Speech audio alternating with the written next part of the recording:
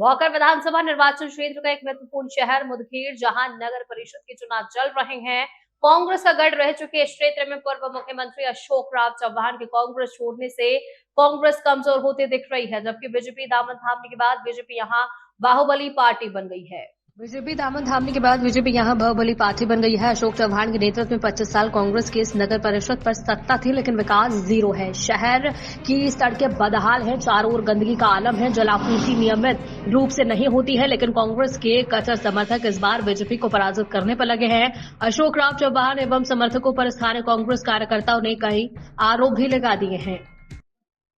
मुदखेड नगरपालिकेचा हा प्रचार अंतिम टप्प्यात पोहोचलेला आहे. प्रचार शिगेला गेलेला आहे. तुमचा काय परिचय आहे आणि तुम्ही जनतेकडे काय मुद्दे घेऊन जाता? नमस्कार, माझं नाव सौ गौरी गिरीश कोत्तावार आणि माझ्या सासूबाई नगर अध्यक्षासाठी उभा राहिलेले आहेत आणि आम्हाला चांगला प्रतिसाद मिळत आहे आणि आमचाच विजय होणार हे निश्चितच आहे. म्हणजे मला एक सांगा की या तुमच्या वार्डामध्ये किंवा तुमच्या संपूर्ण शहरामध्ये मूलभूत सुविधा काही निर्माण झालेल्या काही समस्या आहेत? नाहीत. नालीच्या समस्या आहेत, काही रोडच्या आहेत, काही ते आम्हाला हे आमचे सत्ता आल्यावर काँग्रेसची आम्ही करून देऊ सगळे काम. बरं, नगराध्यक्ष पदाचे समजा आता निवडून आल्याच्या नंतर जे बेरोजगार तरुण आहेत, तरुणी आहेत, त्यांच्यासाठी रोजगारासाठी तुम्ही काय करणार आहात? शहरामध्ये नेमक्या पायाभूत जी सुविधा आहे, मूलभूत सुविधा, त्याचं जाळं निर्माण झालेलं आहे की काही समस्या आहेत? समस्या आहेत. शहरामध्ये नाल्या, रोड, डांबरीकरण अथवा पाण्याचा प्रश्न हे झालेले नाहीत आतापर्यंत. चव्हाण साहेब म्हणत आहेत भाषणामध्ये आज 25 वर्ष दिले ते त्यांना, पण त्यांनी आता सुविधा देऊत म्हणत आहेत, पण ह्यांना 25 वर्ष दिले होते तर त्याच्यामध्ये सुविधा वगैरे म्हणजे एवढं दिलं होतं, बारामती करणार होते त्यानं तर करायला पाहिजे होतं. तर आता हे बघा रोड हे सगळे काम काहीच झालेले नाहीत. जर तुमच्या हातामध्ये सत्ता दिली तर नेमकं काय परिवर्तन करणार? आम्ही बाहेर कोणाला जाणार नाही. आपलं घर जर कुठं आपला प्रश्न असेल घरचा आपला, तर आपण घरामध्ये बसून आपण मिटवत असतो. तर आपला असं झालेलं आहे, मुदखेडनं ठरवलेलं आहे मुदखेडनं की शहराचा प्रश्न असेल तर आपण कुठं नांदेडला जाऊन प्रश्न सोडवायचे नाहीत. आपण आपल्या घरी बसून आपले प्रश्न सोडवायचे. त्याच्यामुळं शहरानं ठरवलेलं आहे की राजाप्पाला नगराध्यक्ष म्हणून निवडून द्यायचंय आणि 20च्या 20 आमचे कांग्रेसचे नगरसेवक निवडून येतील. मुदखेड शहर का आलम हमने देखा. मुदखेड शहर में काफी गंदगी है और शहर का बहुत बुरा सूरत हाल है, सड़कें बदहाल है. इसके बारे में एक कांग्रेस के नेता के तौर पर आप क्या कहना चाहेंगे? देखा जाए तो पिछले 25 साल से यहाँ पे कांग्रेस की सत्ता एक हाथी और एक महीने में अशोक चौहान जी के हाथ में है.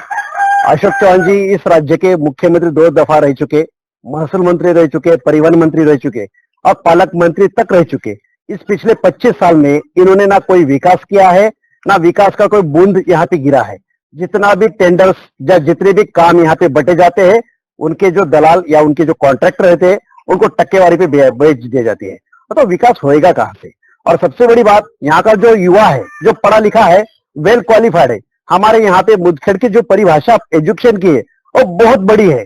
जो समझ के बाहर आएगी, इतने पढ़े हुए युवा है, उनको रोजगार के लिए आज नांदेड़, औरंगाबाद, पूना, हैदराबाद, बेंगलोर, दिल्ली तक जाना पड़ता है. क्यों? इसका जवाब उनको देना पड़ेगा. क्यों? तो हमारे यहाँ पे मुख्यमंत्री वही नहीं थे, तो उनके पिता हमारे आदर्श शंकरराव चौहान साहब भी 2 बार मुख्यमंत्री, गृह मंत्री रह चुके, इस देश के केंद्रीय मंत्री रह चुके. हमें यहाँ पे मोदी कारखाना, आपको पता नहीं होगा, मोदी टायर का कारखाना लाने की बात उन्होंने पिछले 35 साल पहले हमारे यहाँ पे प्रभाग क्रमांक 4 में ही की थी. और पिछले इतनी बड़ी बात मोदी कारखाने के माध्यम से उन्होंने कहा था कि यहाँ के बेरोजगार युवाओं को वो एक बड़ा रोजगार मिलेगा. और ये बड़ा चॉकलेट 35 साल से यहाँ के लोग चबा रहे हैं और इससे कुछ हुआ नहीं. अगर यहाँ का हमें कुछ रोजगार का करना है तो हम रोजगार के प्रति कुछ बताना चाहते. मैं जिला कांग्रेस कमेटी का कार्याध्यक्ष इसके नाते बताना चाहूंगा, यहाँ पे आज गवर्नमेंट ने, सेंट्रल गवर्नमेंट ने स्टार्टअप इंडिया का जो प्रोग्राम रखा है, उस प्रोग्राम के माध्यम से यहाँ के बेरोजगार युवा को यहाँ पे उद्योगपति बनाया जा सकता है. सामाजिक न्याय है उसके अंदर बनाया जाता है. महिला बाल कल्याण का जो है बचत गट के माध्यम से यहाँ पे महिलाओं को खड़ा किया जा सकता है.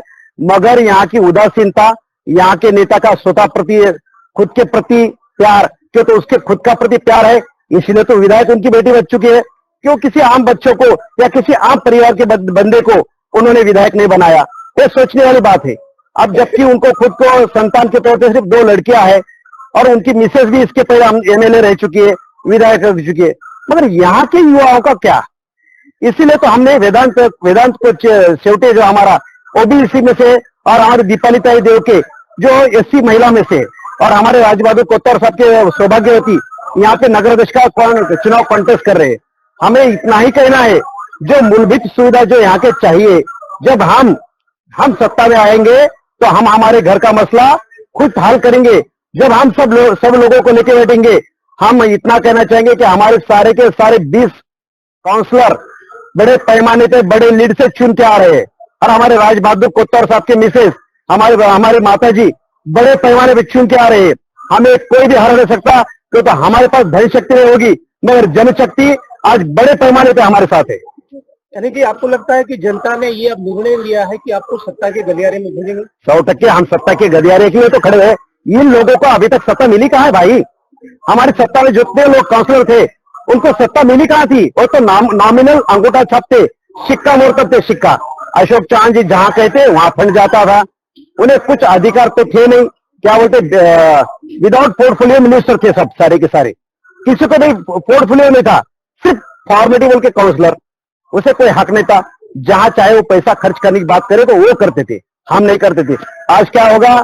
कल चिवटे बने हमारा काउंसलर, कल दीपाली ताई बनेगी, ये खुद डिसीजन लेंगी, सभागृह में हाउस में बैठ के पब्लिक के मसले खुद हल करेगी और खुद सॉल्व करेगी, उसे कोई रोकाया जाएगा ना। हमारा कोई हाईकमांड उनको रोकेगा नहीं, उनके डिसीजन वो लेंगे और उनके मेन रहेंगे हमारे राजबहादुर कोत्तावर साहब के सौभाग्यवती, जिनको पिछले 10 साल का नगराध्यक्ष पद का बहुत अच्छा अनुभव है। Thank you.